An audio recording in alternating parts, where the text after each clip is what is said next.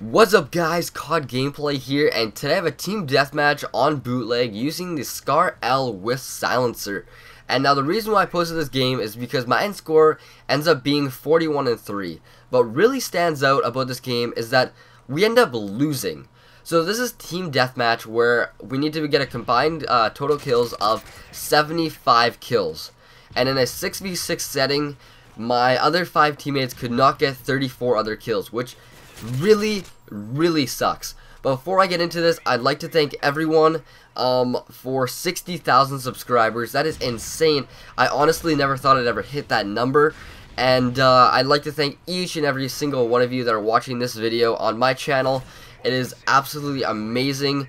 And thanks so much for the support. And a like would be greatly appreciated. So anyways, going into the topic, someone sent me a message on YouTube and they said, COD Gameplay, I play by myself a lot and lots of times I get put with really bad teammates.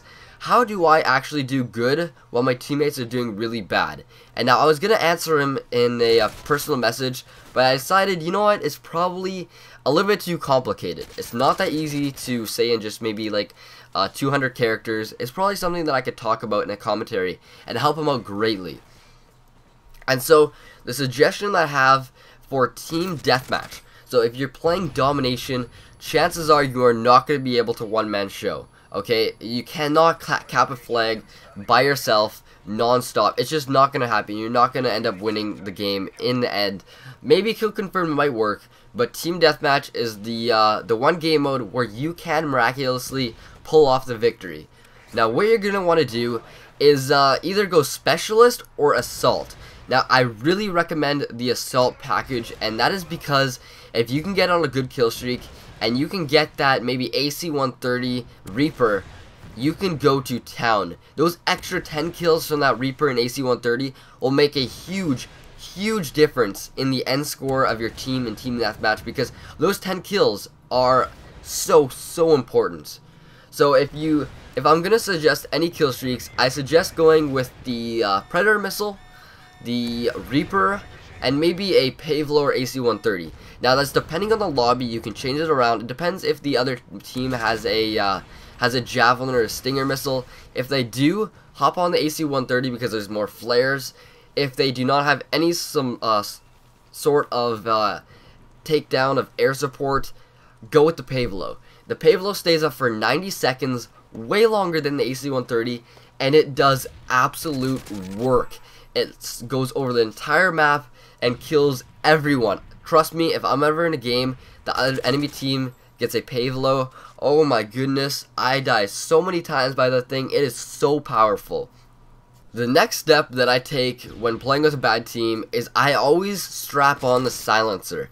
Now the silencer can really help, because your main goal is to get inside that enemy spawn and stay as far away from your teammates as possible, because in the end your teammates are not helping all that much and you're going to need to do a lot of work. So silencer will keep you in the enemy spawn for longer because they will not know exactly where you are, and it'll keep them distracted. So they'll be going for your teammates, which most likely will not have silencers and will be popping up on the radar non-stop. They'll be going straight for them, getting the kills on them while you pop off a couple here and there with the silencer from distance. Now that goes back to the guns. ACR, Scar, long range guns, not a lot of recoil. Maybe MP7 if you're getting up in their spawn a little bit more. But I suggest long range guns that do not have any recoil whatsoever, because they will help way more. They are more versatile and you can do way better because you do not put yourself in a situation where you cannot kill someone from a far distance. So going back to not going with your team. Now, lots of times going with your teammates is really good, but in team deathmatch I find I do the greatest when I just go literally on the opposite side of where my teammates are, because that way I am able to take out people left and right without them even realizing. If you have Assassin on, it is way better. Now, I sometimes do not go with Assassin. This game I did not have Assassin on. Instead I have Quick Draw, because sometimes I find I lose gunfights because I do not have Quick Draw, and that helps a lot.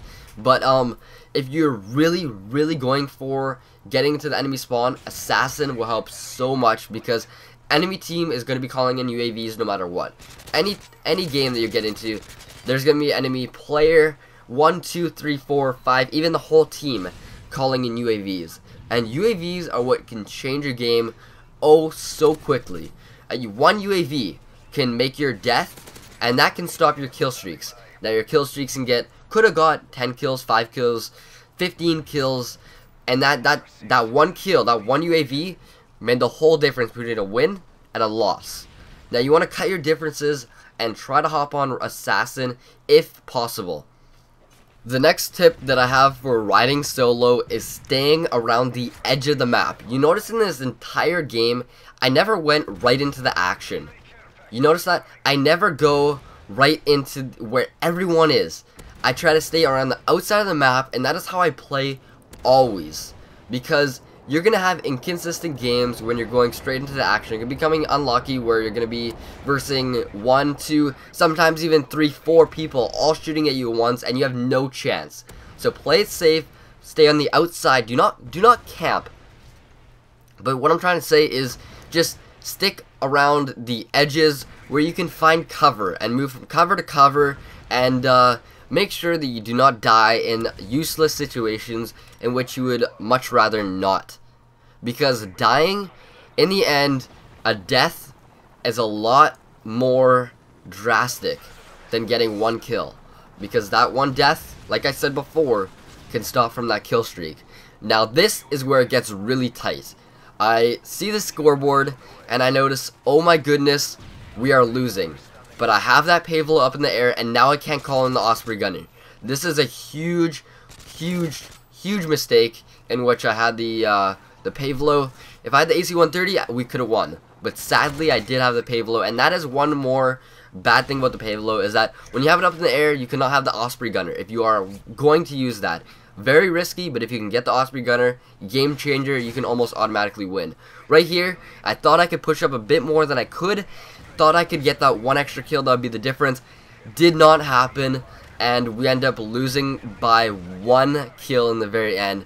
So heartbreaking, but it does happen, and I hope these tips really did help you guys. If you guys are watching this on Machinima or a different channel, come check me out. Links are in the description for more tips and tricks on Modern Warfare 3. My name is COD Gameplay, and I hope you guys did enjoy. If you do enjoy, please give it a like, maybe a favorite, and I will catch you guys later. See ya.